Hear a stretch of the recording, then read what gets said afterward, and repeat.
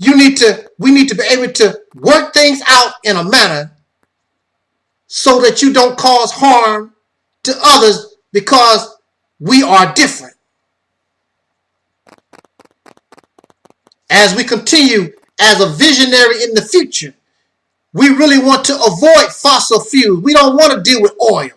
You want to concentrate on natural energy sources, digging up the earth for all these things that actually are poisoning you, all these metals and liquids that are actually poisoning you, poisoning life.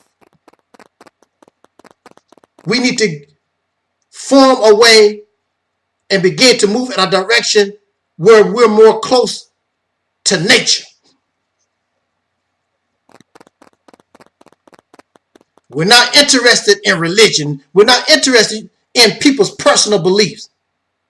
You don't found a new nation on some God. There's too many people got too many beliefs in gods and stuff. You just want to keep things direct so it does not cause harm or disrespect nobody. If you want to be a black Muslim, that's good for you. If you want to be a Hebrew Israelite or a Christian, whatever the thinking process is, y'all can keep those things because at this time, they are just part of us. But again, if you do the smart thing, we need to begin to unlearn the things that we thought that we knew.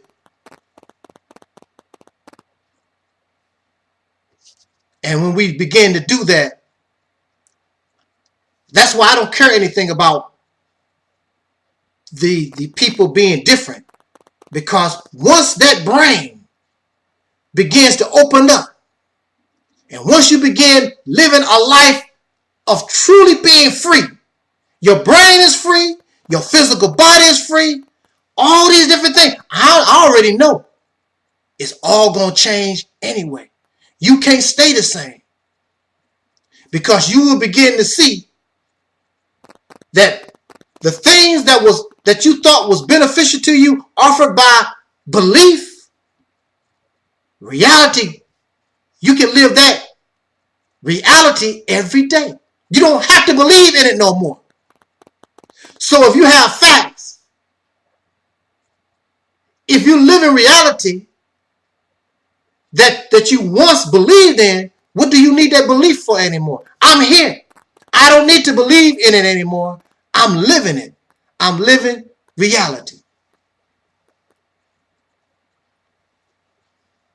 There's so much probably that I've missed. I'm just giving you the skeleton of the solution to your problem. But you cannot try it. And I know that you don't want to try it because many of you are not even interested. You're not really interested in black people like that. The majority of these people are looking for slaves. I want some Hebrew Israelite slaves. I want some black Muslim slaves. I want some whatever. I want somebody to be a slave. I want to be a slave master and I need some slaves. That's really the mentality. They're not looking out and want you really to be a free, self-thinking, functioning person. They just want to change slave master. Well, we're no longer the slaves of Caucasian people. Now, Massa got a black face. That's much better. I don't see nothing better about that. Somebody was telling me that, well, you know, African slavery was better than European slavery because European Arab slavery was so they used fear to keep the slaves under control. They used terrorism to keep their slaves in check. It was a tool that they used so they wouldn't have a lot of problems out of the people that they enslaved. It still works right now to this day. Fear. but African slavery is better. Well, whether you are shot with 1 bullet or you are shot with 100 bullets, the end result is you're dead. So Arab and European slavery is 100 bullets, and African slavery is 1 bullet. Slavery is not good, period. It is no good at all. It is something that should be rejected. There is no good to it. It is no better to it. Who are you to enslave anybody? Then these same people run around talking about how hard they work, and they so what's that word? So self-righteous and holy and whatever. You a slave owner. What's holy about you? What's so hard working about you? You have other people doing your labor for you. Ain't nothing hard working. You work hard at being a slave owner. That's the only thing you are hard working at. A liar. You hard working at being a liar, a deceiver, a murderer, and a rapist, and the list can go on and on. That's the only thing that you are hard worker at. I don't see your hard work in anything else. You have other people and you exploit other people to do your labor and the real work. So I am not impressed by the United States of America, a nation that was built on somebody else's work. Then you have the nerve to be angry at the people of whom you got free labor out of for over 300 years, over 100 years of underpaid labor, and nothing but terrorism of these people going on 500 years. I am not impressed by the United Snakes of America. And many of you must really love America, because instead of unifying with your brother and sister, because you don't like Angel Snub Nub 7, I don't have to like you. You don't have to like me. But I have more of a hatred for this condition than I have for you. And both of us say or make a claim we hate this condition. So our hate together should be enough that we see that, look, it's a benefit to unite and actually learn how to love a person that both of us hate this condition. But see, you're comfortable. Your slave master, you are in a position where your slave master, you have a nice car and a house, and you get 3 meals a day. Some of y'all weigh 300, 400 pounds because you eat good, and you just talk all that. I don't like the white man. Y'all just a bunch of talk. And then you really don't understand what nation building really is. Because nation building requires not only land, we need to send our people out as ambassadors so other nations can get to know us outside of what these devils and these crackers show them. We need to go to Africa. We need to go to China. We need to go to other parts of Asia or India or whatever. Let people know, meet people, let them know who we are really and what we are about. And we're looking to go outside of these European slave owners. So we need ambassadors. The same way they sent out these people to spread the word of Jesus, you need people to go out and support our brothers and sisters. They go out and let them go among nations so that we can find a place that we can build our own.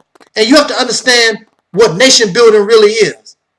You're not going to have Facebook. You're not going to have the internet. You may not have running water. All these different things you have to build from scratch. So the first pioneers in building a nation, you will be like Daniel Boone.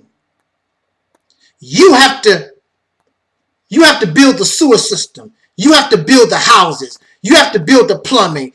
Everything you have to do with your own hands. There is no already built nation for you. But before you can even talk about building a nation and being independent, you need to start small. Take over your neighborhoods. Create neighborhoods that will represent the nation that you want to build. Do you understand where I'm coming from? Do you understand what I'm saying?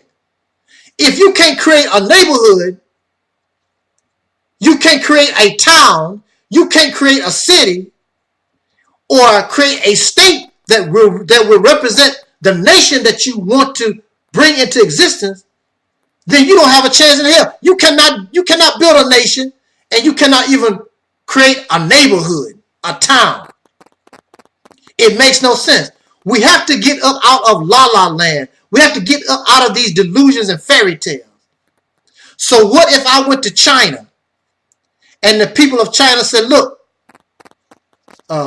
my brother of soul, here is enough land large enough to be the state of, let's choose like Hartford, Connecticut, the state of Connecticut. We're going to give you land like that's large enough. It would be like the state of Connecticut or Rhode Island or something like that. You can have that.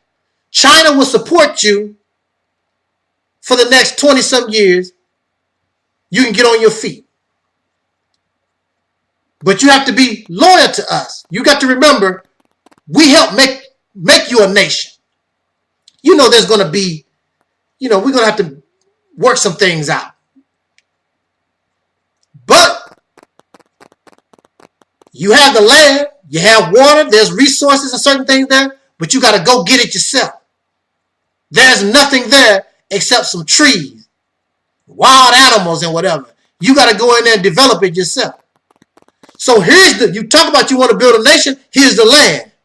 How many of you have the skills? How many of you are ready to go and build your nation? No, you live in la-la land. You want to go somewhere. You got Facebook, the internet, clean running water, come in your house and all. That's not reality. That's not reality.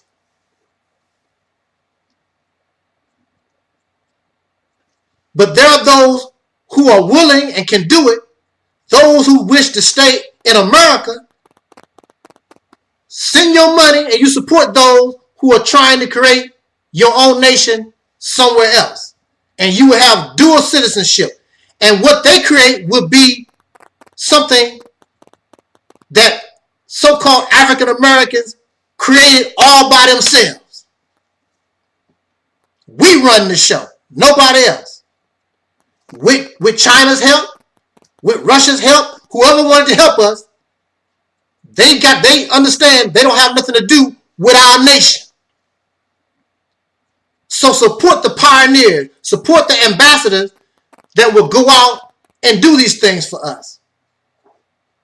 And then we must give skills to our children, plumbing and architecture and engineering and all these different things. There's plenty of work for everybody to do. You can believe that.